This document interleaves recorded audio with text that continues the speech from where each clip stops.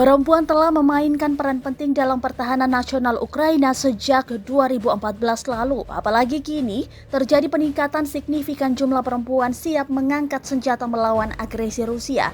Kristina tinggal bersama keluarganya di Italia. Selama lebih dari 1 dekade bekerja di supermarket dan bernyanyi di pesta pernikahan di waktu luangnya.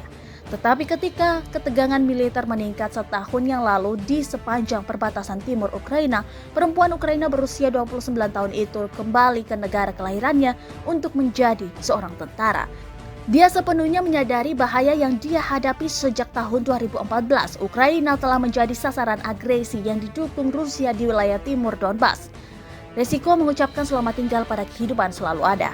Kami tidak takut mati, kami hanya takut menjadi budak, kata Kristina yang merahasiakan nama belakang dan lokasinya karena alasan keamanan saat diwawancarai Vice World News. Aku akan berada di tanah airku sampai titik darah penghabisan, lanjut dia.